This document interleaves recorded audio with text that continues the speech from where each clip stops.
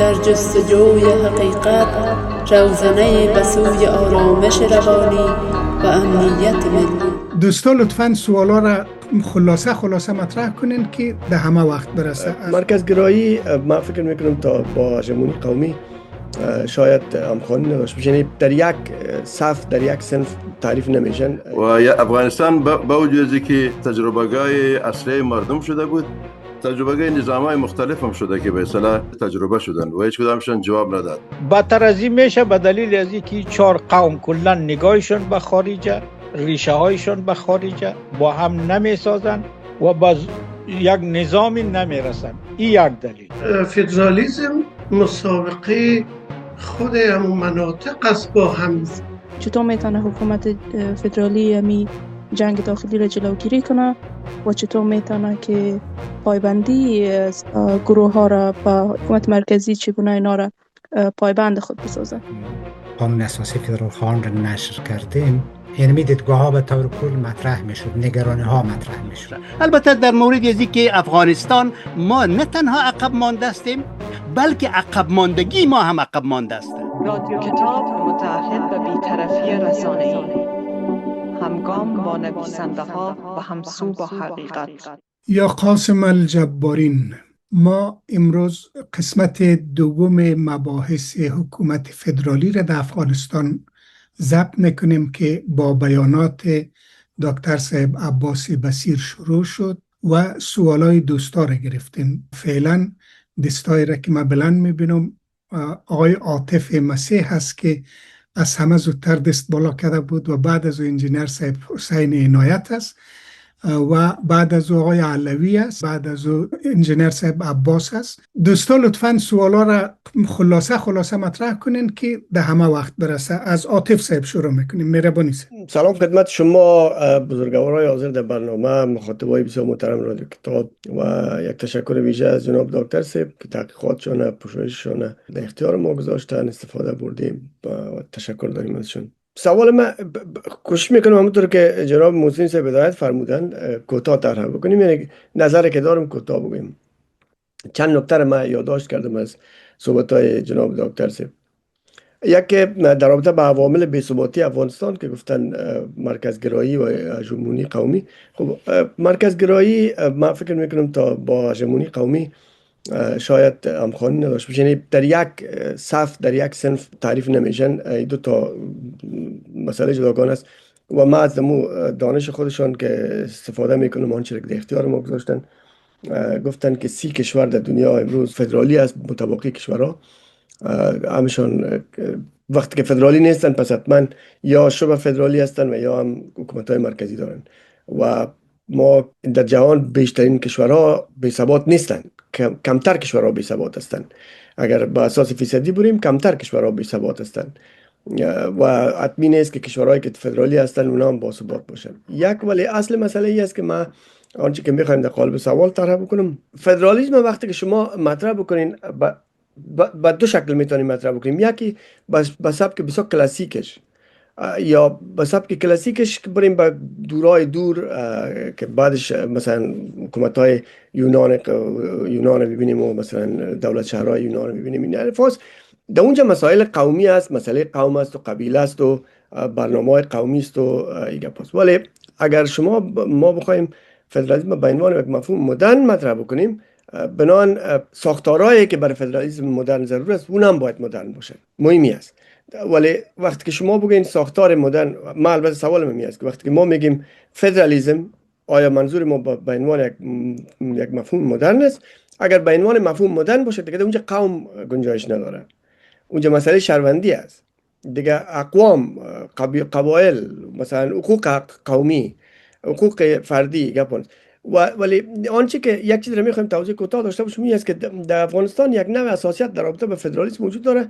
من نمیفهم از کجا نشأت کرده، یا مثلا از مرکزگرایی است یا از هر چیزی که از هر جایی شده. فدرالیسم یک نوع حکومت است، نمیشه که بگیم که با او اساسیت نشان دادن هم درست نیست. اگر ما بخوایم فدرالیسم، سوال من است که اگر بخوایم فدرالیسم به عنوان یک ساختار حکومتی که بخواد حقوق اقوام تامین بکنه، آیا ما میتونیم در افغانستان را تطبیق بکنیم؟ به خاطر از اینکه وقتی که شما افغانستان با اساس اقوام بخواین فدرالی بسازین، ما خو یک کشور خود ما با ما خشک هستیم، بعدش هم اقوامی که در داخل در مناطق مرکزی و در بسیار مناطق افغانستان قرار دارن شاید هیچ دسترسی نداشته باشن و او هم که بازم میگم چون مسئله شهروندی نیست، در کشورهایی که فدرالیسم به عنوان مسئله شهروند مطرح است مثل امریکا، کانادا، آلمان، هند، مثلا شما ببینید در کانتون‌های سوئیس ببینید اینجا مسئله شهروندی است، به اساس قوم تقسیمات نشده. بنابراین من فکر میکنم که اولا ما باید ساختارهای اجتماعی خود مدرن بسازیم، بعدش میتونیم بریم. یعنی ما امیدوارم که در طرحی که دکتر صاحب و هم فکرایشان کسایی که در این طرح مشترک هستن دارن، در این طرحی که طراحی کردن یا در این نظر که طراحی کردن، مسئله را در نظر گرفته باشن که بر علاوه خود تنها فدرالیسم خو یک ساختار است، همه ما میفهمیم، ساختارهای اجتماعی هم در نظر گرفته باشن که چطور بتونیم به ساختارهای مدرن برسیم، به ساختارهایی که مطابقت داره با فدرالیسم. بسیار تشکر. خلاص کردین، خیر ببینین. انجینر صاحب نوبت شماست، بفرمایید. تشکر بسیار زیاد. من هم به نوبه خود سلام های خود را برای دکتر صاحب محترم و برای تمام حضرات تقدیم میکنم. ما اصلا وقتی که میشنم که افغانستان میخواد نظام آینده خود را فدرالی عنوان کنه، ما یک قسم یک نوع زیر تاثیری علمی نظامای افغانستان میاییم، به خاطر از اینکه همه نظامایی که ما تابع امتحان کردیم که دکتر صاحب تعدادش گفتن که بسیار زیاد بود و همه نظامای نو بود و از می خاطر بود که به اصطلاح چون تجربه نو بود دیگه به حساب کدامشان پایدارم نبود و افغانستان با وجود اینکه تجربه‌های اصلی مردم شده بود، تجربه‌های نظام‌های مختلف هم شده که به اصطلاح و هیچ کدامشان جواب نداد. در این نظام اکثریت نظام شکلی تمرکز داشتن با وجود که نامشان متمرکز نبود و ما مطمئن هستم که اگر شما نظام فدرالی هم با میان بیارین از نظام متمرکز گذاشته نمیتونید، اما نظام فدرالی هم متمرکز خواهد بود. به خاطر از اینکه شکل و تقسیمات افغانستان طوری نیست که شما او را راسن به نظام فدرالی که دلخواه شما به او انتقال بدین. نظام افغانستان که مثل به اصطلاح اقلیم شواری است، موسم که تغییر میکنه، یک دم زمستان میشه و یک دم بهار میشه، بهار هم بلکه نمیشه دیگه. ما بهار امسال نداشتیم، یا در زمستان هیچ برف نمیشه، در تابستان میشه. نظام ما به می شکل است. یکی که مثلا رهبر ما اقا گپ میزنه که دیگرها رو به گپ زدن نمیمانه و یکی که هیچ گپ نمیزنه با وجود که هم دیگرها رو به گپ زدن نمیمانه. ما خوش هستم از دکتر صاحب که درباره افغانستان فکر میکنه، گرچه هیچ کدام ما درباره امروز فکر نمیکنیم. همه ما که هستیم همه ما درباره آینده فکر میکنیم.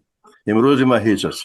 به هر صورت سوال ما این است که امی نظام فدرالی که دکتر صاحب البته این قابل فخر است که کسی با است که در آینده فکر میکنه، نظامی که میارین شما امی بنیادی که به اصطلاح نهادهایی که در افغانستان وجود داره فعلا با اساس کدام نهادها این نظام فدرالی که یک نظام بسیار مدرن است، بسیار مدرنی به اصطلاح متمدن که مردمشان هم بسیار متمدن است و به گفته عاطف صاحب با اساس شهروندی هستند و به اصطلاح از قبیله بیخی برآمدن، قریه ندارن، کلشان شهر است و این مردم به اصطلاح اصول خود میفهمه، قانون خود میفهمه. لیکن در افغانستان این قسم است، من نمیفهم. قوم با اساس قوم اگر میری با اساس کدام قوم در کجا است؟ در قندار کدام قوم باید حاکم باشه؟ در مثلا قندوز کدام قوم حاکم باشه؟ یا مثلا در پکتیا کدام قوم باشه؟ ما که اصلا کدام قوم میره در این سه نامی که ما گرفتم ما نمیبینیم که یک مردم مشخص داشته باشه. مردم های به اصطلاح مختلف هستن، از هر قوم و از هر جای مردم هستن و در کابل همچنان. اگر با اساس قومی باشه، اگر با اساس منطقه باشه، با اساس منطقه هنوز ما به اون حالتی نرسیدیم که ما بتانیم به اصطلاح سیستم اداری خود طور منظم ساخته باشیم که به بنیاد از اون ما بتانیم به اصطلاح یک نظام منظم فدرالی بریم. البته ما خودم مخالف نظام متمرکز هستم، بسیار بدم میاد، خوشم نمیاد، لیکن رای حل برای ازی یک رای که به اصطلاح به شکل گذرا یک دوره داشته باشه و مردم ما به اصطلاح اول دموکراسی را یاد بگیره، بعد از اون فدرالی بره. مردم ما هیچ یاد نداره دموکراسی چی است. و اگر دموکراسی که 20 ساله بود و شما هم در اونجا وزیر بودین و کار میکردین و رو دیدیم. به هر صورت ما سوال ما امیز خلاصش که چه قسم میتونین به بنیادی که ما داریم نظام فدرالی بیاریم؟ تشکر انجینر صاحب. جناب آقای علوی شما بفرمایین دوستو مختصر که با دکتر صاحب وقت بیشتر بود. تشکر. سلام عرض میکنم خدمت همه عزیزان محترم. ما صحبت های جناب دکتر صاحب گوش دادم، فرمایشات دوستانم گوش دادم، صحبت ها مفید بود. ولی در مورد افغانستان اگر ما گپ بزنیم، اصلا در افغانستان هیچ فرمولی نمیچله. یعنی می افغانستان یک فرمول خاص خود میخواه، نه فدرالیسم در اونجا خود چلید، نه کمونیسم، نه دموکراسی. مسئله فدرالیسمی که جناب دکتر صاحب مطرح کردن در افغانستان اصلا تا می آینده نامعلوم هیچ امکانش نیست، به 3 دلیل. دلیل اول این است که در افغانستان مسئله قومی مطرحه و مناطق هم بر اساس قومیت، اگرچه برخلاف فرمایش دکتر حسین صاحب که گفت که در جلال آباد اینا، نه، مسئله قومیت در افغانستان مطرح و اینمی 4 قوم بزرگی که فعلا آب و خاک و دریا و زمین و هوا و آسمان به هم بین خودشون تقسیم کردن. مسئله فدرالیسم اگر مطرح شود بین اینمی 4 قوم مطرح میشه، در صورتی که در افغانستان 34 قوم است یا 32 قوم است. ما تجربه بسیار بدی آزاردهنده از این دوره 20 ساله جمهوریت منحوس داریم که برای بسیار بد بود، بسیار زیاد بد بود. اونمور شما یک نمونه از فدرالیسم ذهنی در نظر بگیرید، تقسیم. پس بنابراین اگر ما بخوایم در افغانستان گپ از فدرالیسم بزنیم، خود به خود به طور اتوماتیک می رود به طرف تجزیه، به خاطر ازی که اقوام مخصوصا این 4 قوم، این 4 قومی که ما این 4 قوم نامش را گذاشتیم پتها، پ و ت و ها و الف. این 4 قوم پتها دیگران را کلا زیر پا کردن، له کردن، نابود کردن. امیالی هم حرف از این 4 قوم اگر فردا فدرالیسم شود باز این 4 قوم اونمون روزگاری را میارن که در دوره حکومت مجاهدین آوردن. بهتر از این نمیشه، بدتر از این میشه، به دلیل از اینکه 4 قوم کلا نگاهشون به خارجه، ریشه هایشون به خارجه، با هم نمیسازن و با یک نظامی نمیرسن. این یک دلیل. اصلا گپش نزنده برای افغانستانی تا اینده نامعلوم. مسئله دوم، 2 قوم بزرگ اول که پشتون باشد و تاجیک باشد، تا اینمی 2 قوم اجازه ندیم ما هر چی که ببافیم فقط مثل از اون میمانه که یعنی موشها زنگ پیدا کردن، گفتن حالا زنگی که ما پیدا کردیم این زنگ کی در گردن گربه بیاندازه. این گپایی که جناب دکتر گفتن در حد یک انشا بود. انشا، تمرین، مقاله نویسی اینا خوبه. آقای دانش در نوشتن بسیار در ید طولا داره، ما دانش میشناسم، ولی در حد انشاست. انشا نویسی بد نیست. تا قوم شریف پشتون اجازه ندیه در افغانستان هیچ کس هیچ نوع حکومت خاصی را پیشنهاد کرده نمیتونه و اجرایی نمیتونه. جدیدن و قوم پشتون هم تا الی ابدالآباد. حسین آقا حرف خود میزنه، حسین هم شاید تابع جو یک گپ بزنه، ولی تا قوم شریف پشتون اجازه ندیه شما هیچ کاری کرده نمیتونین و این قوم هم تا آخر ابدالآباد اجازه نخواهد داد که شما فدرالیسم بیارین. و جدیدن کارتون کلانای تاجیک هم از خود علائم نشان دادن که فدرالیسم نمیخواین. قبلا اینا این گپا رو میزدن، یک تعداد روشن فکرانشان مثل غفران بدخشی و کیاگو دیوانه‌های مثل عبدالعلی فایق اینا، عادل سادات ولی جدیدن اونایی که در عرصه های سیاسی زمامداری بودن و نظریه پردازی، اینا فعلا تایمی 1 سال اخیر اینا در چند مورد از خود علائم بروز دادن که نه فدرالیسم میخواین نه تجزیه میخواین. و این جالب است، اتفاقا نظریه جدیدی است که تاجیکا بهش رسیده.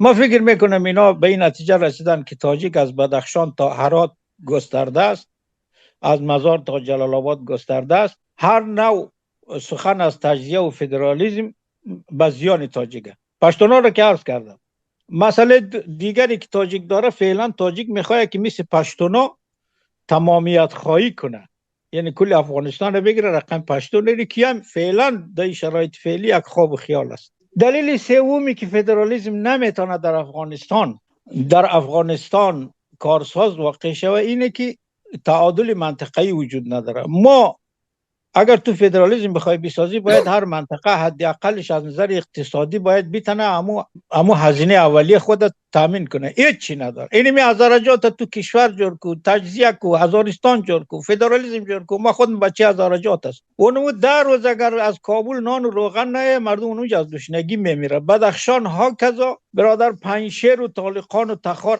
ها کذا. این اصلا امکانش وجود نداره. پس بنابراین این گپ ها فایده نداره. ما فعلا در افغانستان چیزی که احتیاج داریم یک نظام متمرکز. برای دوره های طولانی ما باید یک نظام متمرکز داشته باشیم که خدا فعلا به ما داده، و اینمی نظام متمرکز باید تلاش کنه تا یک جامعه شهروندی به وجود بیاد، تمام اقوام بگیره در چرخ گوش چرخ کنه، ازشان یک چیز جور کنه. ما اصلا طرفدار اینی گپ است. بعد از تو میروی به طرف جامعه شهروندی و بعد میروی خود به خود به سوی قانونیت و جامعه مدنی. تو تا زمانی که در افغانستان جامعه شهروندی نداشته باشی، جامعه مدنی نداشته باشی، قانون مداری هیچ کاری کردن نمیتونی و ناچار هستی که از هر طریق پناه بیاری به تمرکز. که این کل ملت افغانستان این میره میخواه.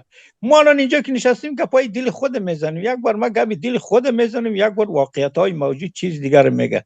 یعنی می مردم افغانستان چرا علیه اینمی حکام موجود گپ نمیزنه؟ راضی از ته دل، به خاطر که اینا 50 سال گذشته را دیدن که چقدر ناام. ببخشید عرضم تمام. احمدی صاحب بفرمایید. بسم الله الرحمن الرحیم. السلام علیکم و رحمت الله و برکاته. تشکر از جناب دکتر بصیر. ایشان یک مطلب بسیار مهم و خوب مطرح کرد. اکثریتی که در اینجا هستن تحصیل کرده ها هستن، همیشه پیش از اینکه یک خانه شخصی بسازن میرن پیش یک مهندس، میگه شما نقشه بسازین، و وقتی که نقشه دادن بعد گلکار و نجار و برقی و اینا کارا رو انجام میدن. و برای هر کشور همطور یک نقشه را حکومت اینا مهم است. این که مردم شریف افغانستان وقتی که در خارج از کشور هستن چیزهای خوب رو در همه جایات گرفتن. مسئله فدرالیسم یک پدیده بر افغانستان نو هست و بهترین راه حل است. تمام صحبت‌هایی که سالهایی که عزیزا کردن، اینا همیشه از اقوام اینا صحبت کردن، در حالی که فدرالیسم مسابقه خود همون مناطق است با هم.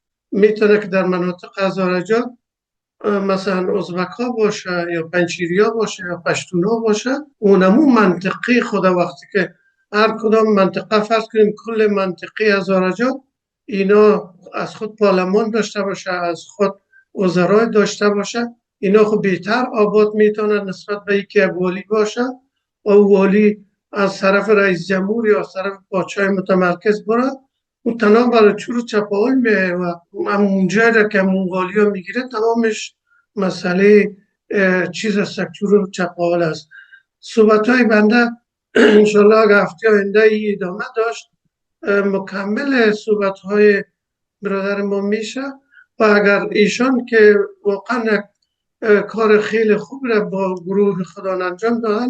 تشکر. انجینر صاحب خیلی عالی. سوال دکتر سورا را میگیریم، شما جواب بتین. مهربانی دکتر صاحب. به نام خدا، با عرض سلام و احترام به اجازه میزبان و بزرگای برنامه، ما هم یک چند سوال داشتم که خدا کنه وقت شما را زیاد نگیره. اولین سوال ما است که وقت شما پلان در مورد افغانستان در نظر میگیرین، آیا جایگاه برای حکومت فعلی هم در نظر است یا ای پلان جدا از حکومت فعلی است؟ یعنی سوال دوم است که وقتی که افغانستانی که در حال حاضر با وجود یک حکومت مرکزی بدون تجزیه، بدون حکومت فدرالی، بدون از اینکه قوم‌های داخل افغانستان مسلح شده باشن از دیگه زیاد از جنگ داخلی دور نیست، چطور میتونه حکومت فدرالی جنگ داخلی را جلوگیری کنه و چطور میتونه که پایبندی گروه ها را به حکومت مرکزی چگونه اینا را پایبند خود بسازه.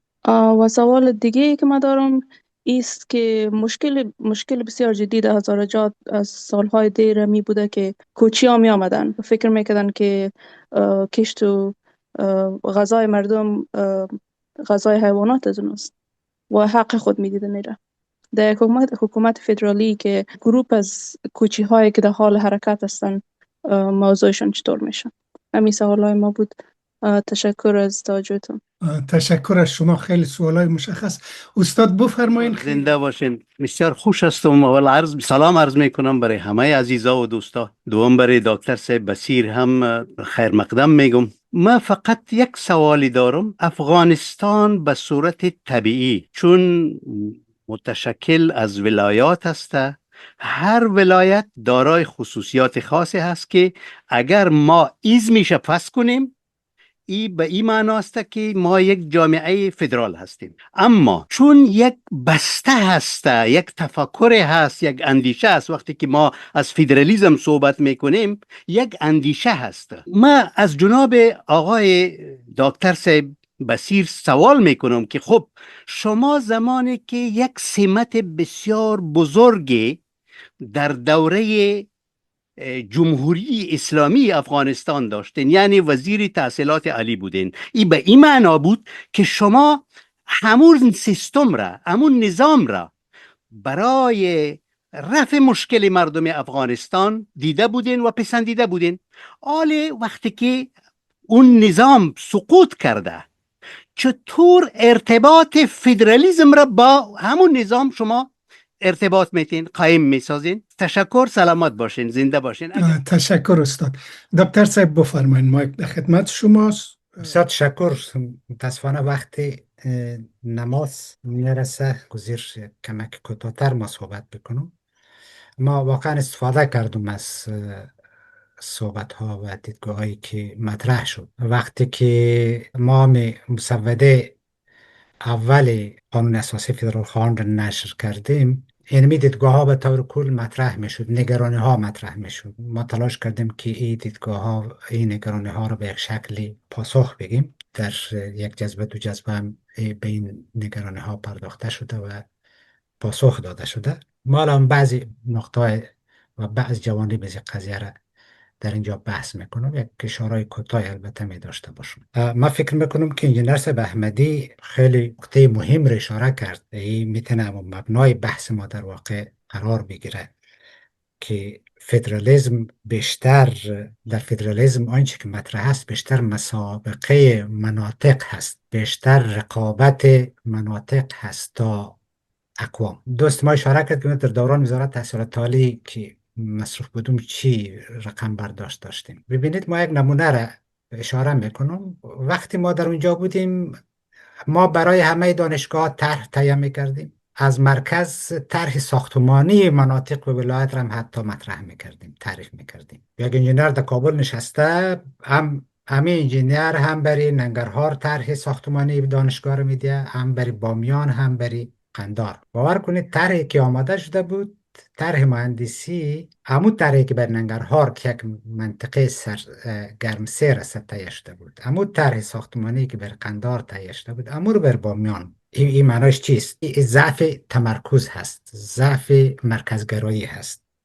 ما باید صلاحیت ها را تقسیم بکنیم به ولایات. ولایات با در نظر داشت شرایط و وضعیت جغرافی خود باید تصمیم بگیرن. یک نمونه دیگر اشاره میکنم. 2-3 روز پیش بود ما در یک مزگرد با افغانستان اینترنشنال شرکت میکردم.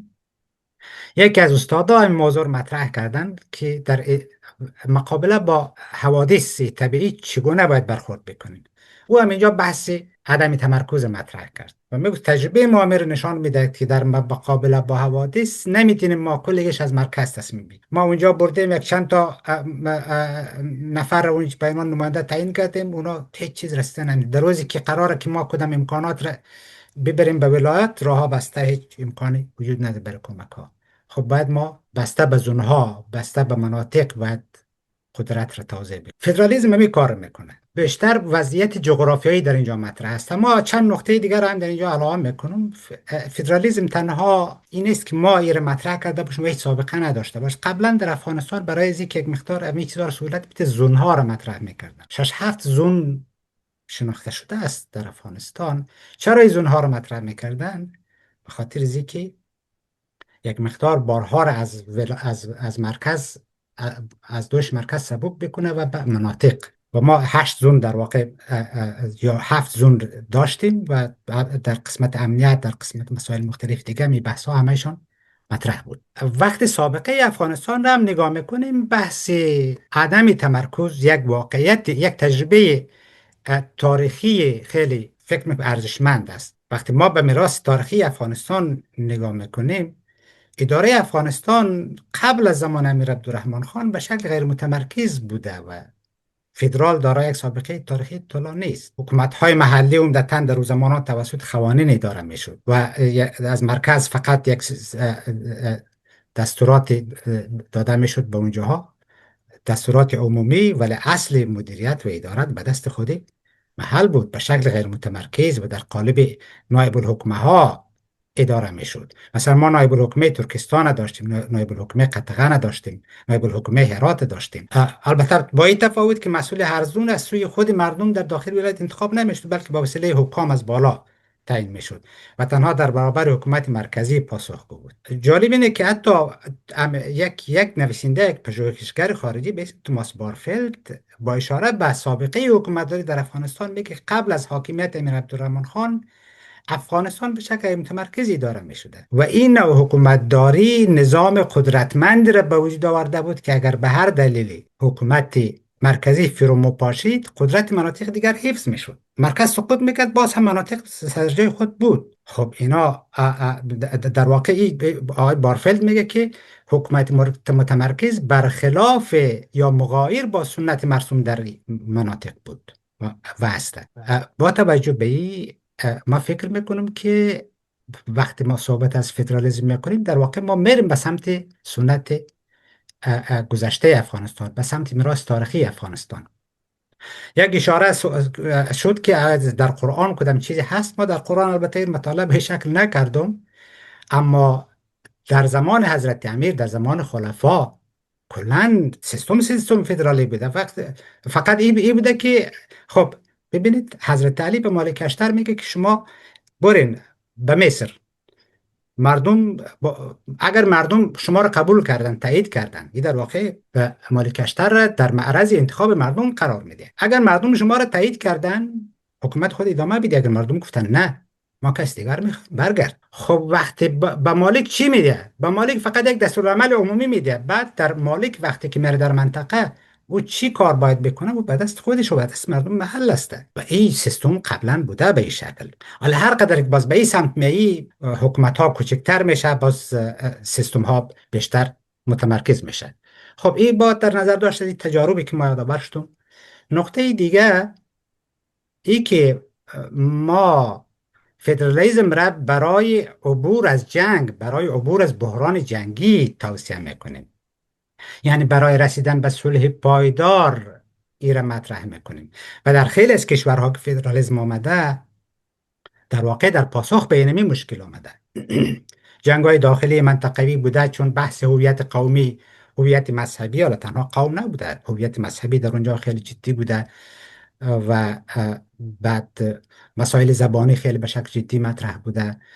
این باعث ایجاد اختلافات، کشمکش ها و جنگ های طولانی مدت می شده. بعضی اینا ناگزیر شدن که بیان فدرالیسم به عنوان یک راه حل برای بحران، به عنوان یک مکانیزمی که صلح پایدار در کشورها به وجود بیاره شکل گرفته. از این لحاظ افغانستان هم ناگزیر است برد به میسم. یعنی شما اگر میخواین در افغانستان صلح پایدار شکل بدین، خب یک راه حل هم هست که جناب آقای علوی به نظر مطرح کرد که همه را یک جای بسازیم، اما یکسانسازی هویت است، یکسانسازی هویت ها. این امیر عبدالرحمن خان هم انجام داد ولی موفق نشد. ولی هر جریان دیگه سیاسی که بیاید، طالبان هم تلاش میکنه که این کار انجام بده، این نتیجه نمیده در افغانستان.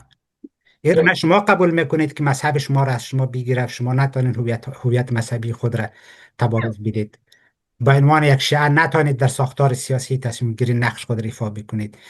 حداقل ما نمیتونیم این چیز را قبول بکنیم. خیلی از کسای دیگه که اینمی جمع، خیلی از شماها اینمی چیز را قبول نمیکنید که به خاطر شیعه بودن شما از ساختار سیاسی قدرت حذف شوید. خب حالا به هر حال تمرکز جواب نمیده، ولی ای که ما بحث فدرالیسم رو مطرح میکنیم، این فدرالیسم به شکل اقوام مطرح میشه.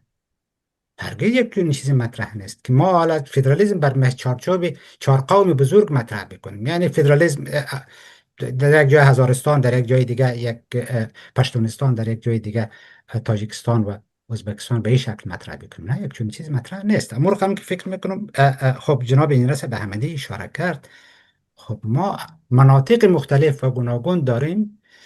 اینجا بیشتر نقش جغرافیا از اهمیت بالا برخورد و در عین حال چون اقوام مختلف افغانستان در جغرافیاهای مختلف پراکنده هستند، با در نظر داشت جغرافیا و همچنین اقوام مختلف و گوناگون افغانستان ما میتونیم که یک چیزی را تشکیل بدیم که هم هویت‌های مختلف فرهنگی و قومی در اینجا بر رسمیت شناخته شود و هم جغرافیا نقش خود را ایفا بکنه. ما اگر بر اساس قوم پیش بریم، یعنی در هیچ جای به این نتیجه رسیدن نمیتونیم. ما الان اگر بر اساس قوم پیش بریم، در شمال افغانستان مشکلات بسیار زیاد داریم. تاجیک‌ها ازبک‌ها قبول نمیکنه، ازبک‌ها تاجیک‌ها قبول نمیکنه. از این لحاظ بر مبنای تقسیم قومی هرگز طرح ما نیست. ما شما طرح قانون اساسی فدرال بخوانید و هرگز بر مبنای قوم پیش نرفته. بله، یکی از ویژگی ها مسائل قومی هست، مسائل فرهنگی یکی از ویژگی ها هست، جغرافیا یکی از معیارها هست. چندین معیار در نظر گرفته میشه، با در نظر داشته از او باز ما یک ایالت را تشکیل میدیم. آنچه که مهم است اینه که چگونه ما صلاحیت های تصمیم گیری را از مرکز منتقل بکنیم به ولایات. یک نکته دیگری که باز ما میخوایم یادآور شوم، در یک تحقیقات دیگه انجام شده و ما البته تحقیق کردیم در خیلی جاها، کارکرد فدرالیسم همی هست که منازعه هایی که در سطح کلان و ملی هست رو کوچک میکنه، در سطح ایالت میبره. این منازعه در سطح ایالت به صورت راحت تر قابل کنترل است تا یک در سطح ملی کشانده. مثلا بحث قومی، بحث اقوام، وقتی اگر این در سطح یک ایالت مطرح میشه این راحت تر قابل حل است، ولی در بحث در سطح ملی کار سختی است.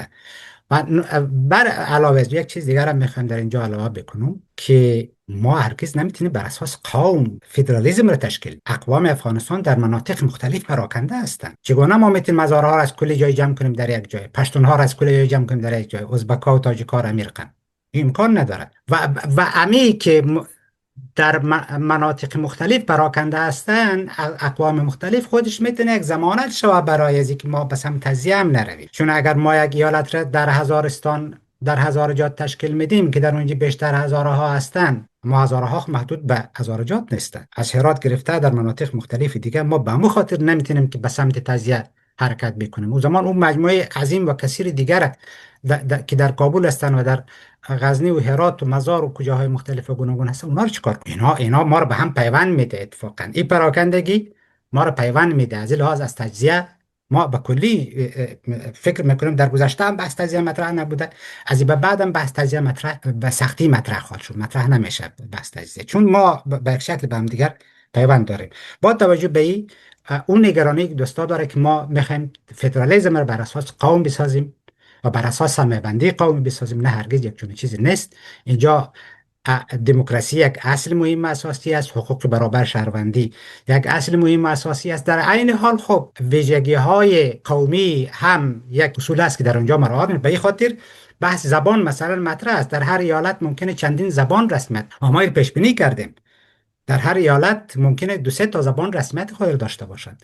اونا حق داشته باشند با زبان مادری خود درس بخوانند. امیر رقم از لحاظ فرهنگی اینا حق تبارز داشته باشند.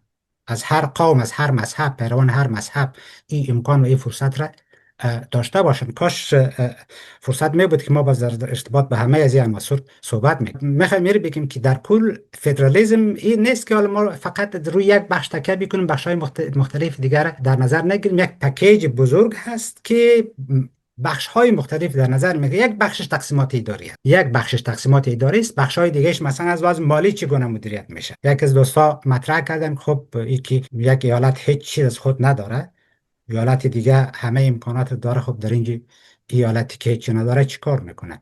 در اینجا هم در قانون اساسی مکانیزم خاصی در نظر گرفته شده. در خیلی از کشورهای دیگه هم که فدرالیسم را عملی میکنن یه نمی چیز هست و اونا در این حال که روی منابع محلی تکیه میکنن، منابع بیرونی که از مرکز در واقع توزیع میشه اینا تدابیر خود رو میگیرن. حالا مثلا حتی ما در آلمان این چیز داریم که رقم نیست که اما امکاناتی که در هر ایالت هست در امو ایالت مصرف شده در جای دیگه نیست. دولت مرکزی صلاحیتی ازیر داره که به ایالت خود دست ایالت رو بگیره، اونایی که مشکل دارن واقعا از وضع مالی به اونا رسیدگی بکنه. به هر حال این راه حل داره، مکانیزم خاص خود رو داره که این تحت عنوان فدرالیسم مالی بحث میشه. یک بحث کاملا علمی و تکنیکی هست. از نقطه نظر امنیتی ببینید در فدرالیسم و در قانون اساسی فدرال افغانستانی بحث پیش بینی شده که پلیس محلی، اداره امنیت محلی به دوش پلیس محلی از خود محل انتخاب میشه، اما امنیت عمومی کلی توسط دولت مرکزی همچنان یک دولت با در نظر نگرانی که بزرگان در اینجا داشتن اتفاقا این بحث مورد توجه قرار گرفت که خب امنیت چگونه تامین بکنیم. چند نقطه هست که در دوش دولت مرکزی هست در واقع، از جمله امنیت است، امنیت ملی. دولت مرکزی قوی تضمین حفظ امنیت ملی است. از هر جای خطر تضییع وجود داشته باش دولت ملی میتونه مداخله بکنه. و در این حال سیاست خارجی هم به دوش دولت ملی است و تمامی گزینه‌هایی که احتمال نفوذ بیگانه در یک ایالت مورد در این پیش بینی شده در قانون فدرال چگونه ما جلوگیری بکنیم و برای جلوگیری از او هم تدابیر اندیشیده شده. مثلا حتی همین بحث مطرح بود در پیش ما که ما میخوایم یک خواهرخواندگی بین شهر بامیان و یک شهر دیگه در کشور دیگه برقرار بکنیم. این خواهرخواندگی چگونه تنظیم میشه؟ توسط خود از ایالت یا نه توسط دولت مرکزی؟ نقش دولت مرکزی در اینجا چگونه هست؟ همه از اینا در اونجا پیش بینی شده با گونه‌ای که هم صلاحیت محلی حفظ شود و هم نقش دولت مرکزی برای مقابله با نفوذ خارجی هم در نظر گرفته شود. خب ما فکر میکنم با توجه به نگرانی هایی که دوستا داشتن همه نگرانی ها مطرح شد. یک از خواهرها گفتن که دکتر سارا مطرح کردن. خب ببینید این یک نظام بدیل هست برای نظم کنونی، چون نظم کنونی پاسخ نمیده و چون نظم کنونی پاسخ نمیده و نظم های گذشته هم با شکست مواجه شده، ما نظم بدیل را تعریف. اون نظم های گذشته دلیل عمده شکستش چی بوده؟ ما بررسی کردیم که دلیل عمده شکست از این نظم های گذشته تمرکز گرایی. نظم جدیدی که ما تعریف میکنیم، ساختار سیاسی جدیدی که برای قدرت سیاسی در افغانستان مطرح میکنیم، یک ساختاری غیر متمرکز هست که این در واقع بدیل میشه برای همه نظام‌های گذشته و ما احساس میکنیم و فکر میکنیم که این یک تنها امکان هست برای رسیدن به صلح پایدار در افغانستان. خب امکان تطبیقش در افغانستان هست یا نیست؟ این فکر میکنم یک از سوالات مهم هست. این چگونه در افغانستان ببینید تا یک مرحله را فکر میکنم که خیلی ها توافق دارن. ما تا هنوز مقاومت در بین پشتون ها میبینیم.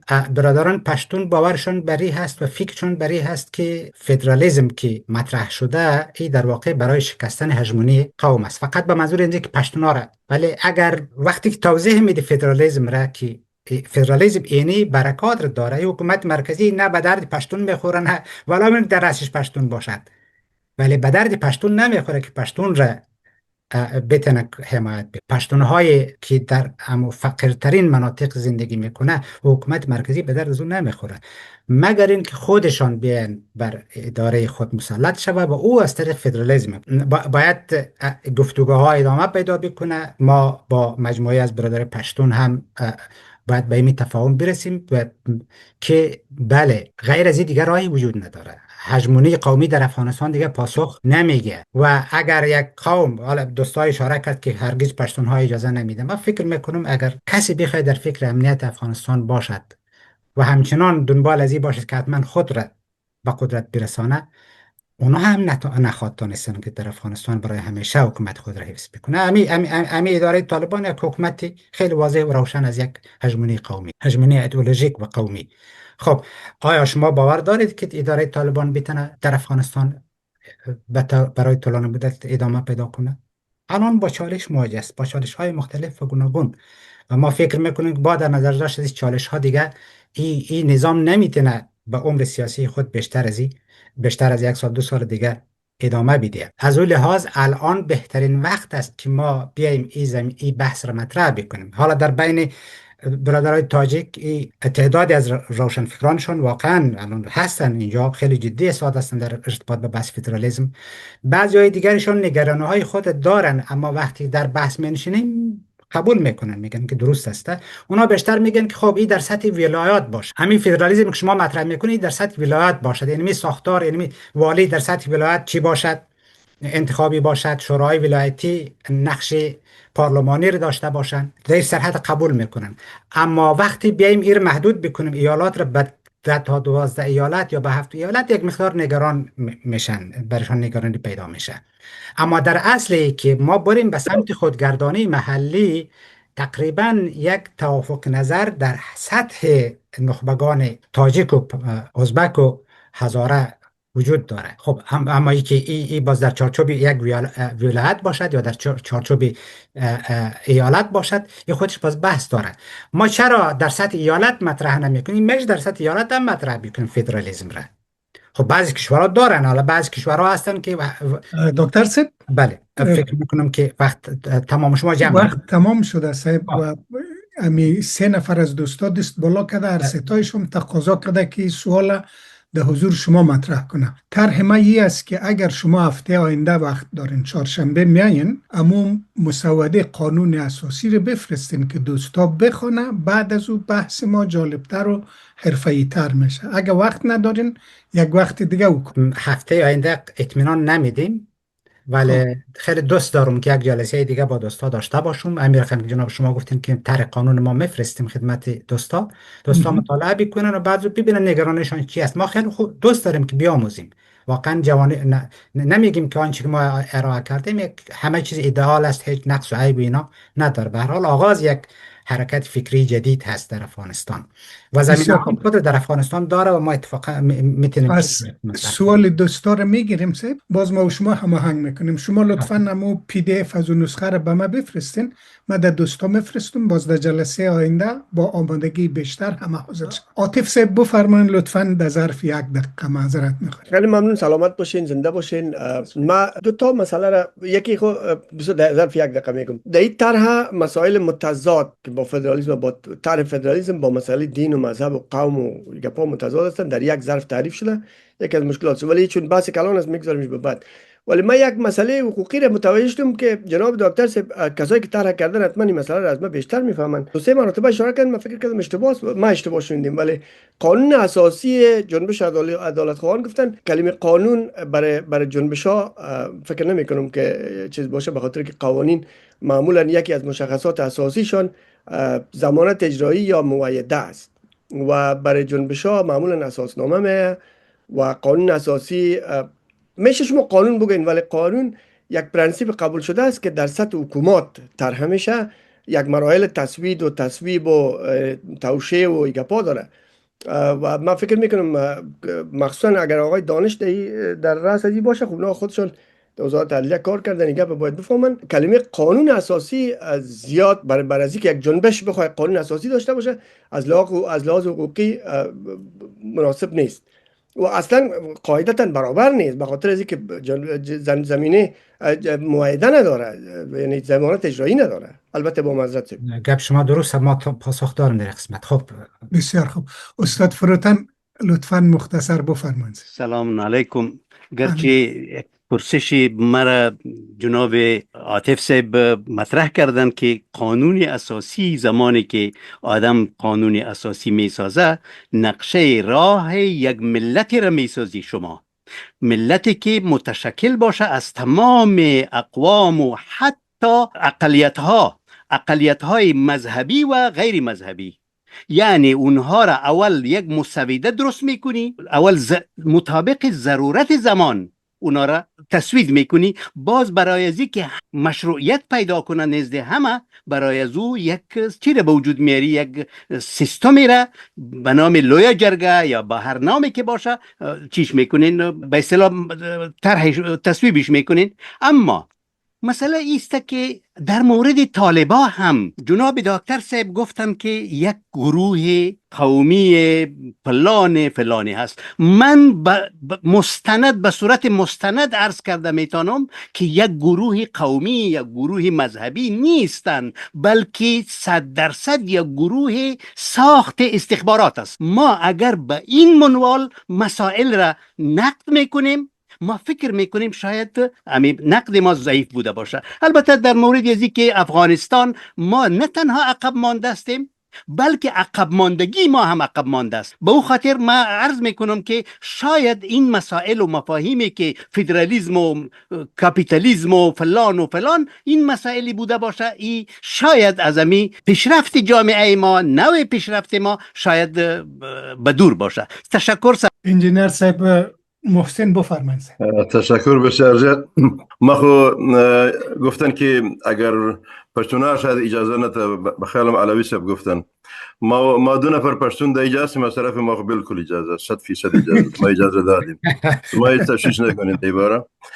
یکی مسئله که ما میخواستیم اجازه بدم و دیگه ای که امی مطرح کردن مسئله به این شکل که به اصطلاح یک نظام جدیدی است، به نظر من برای مردم افغانستان شاید و زیاد خوشایند و قابل قبول نباشه.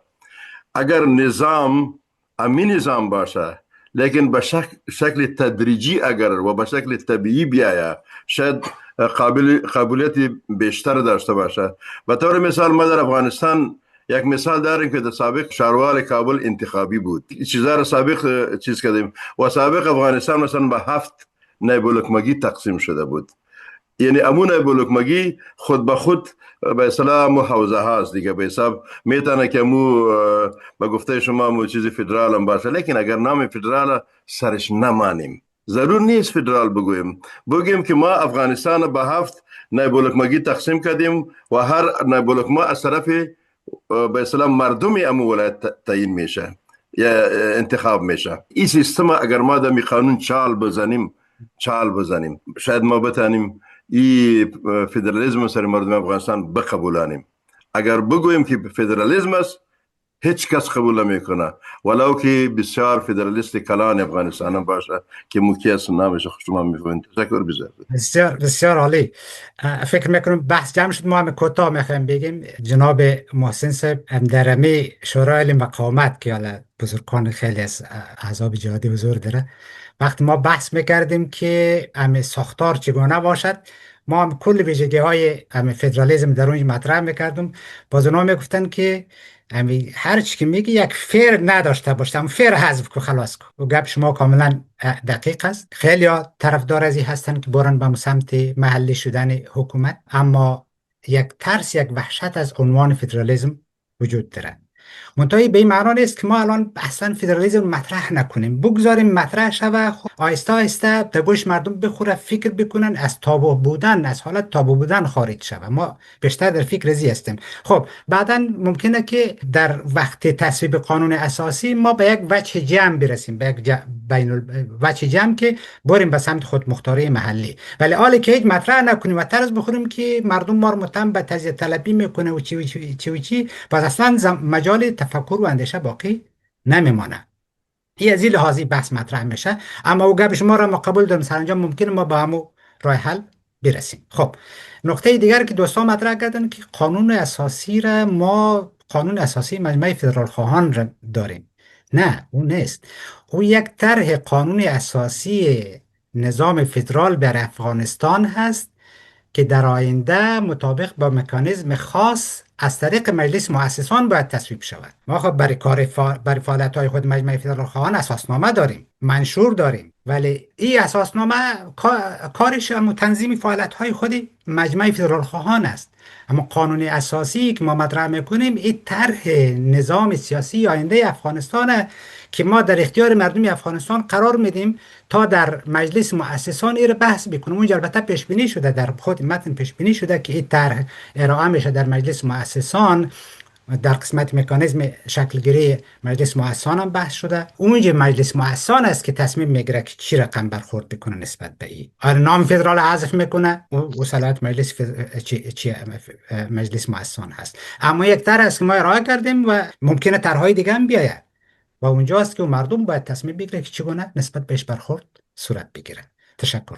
یک سوال از جناب دکتر صاحب، اگر شما قدرت محلی کنین همین جلوی تعدیات قومی را چطور گرفته میتونین؟ اینجا خو افغانستان است، اقوامی که در منطقه قوی تر هستن اقوام ضعیف له میکنن. اولش ما سیدا در درجات قتل عام میشه. با معذرت 1 ساعت شده، باز اینمی دیدید کردن خیلی مرا زحمت میده.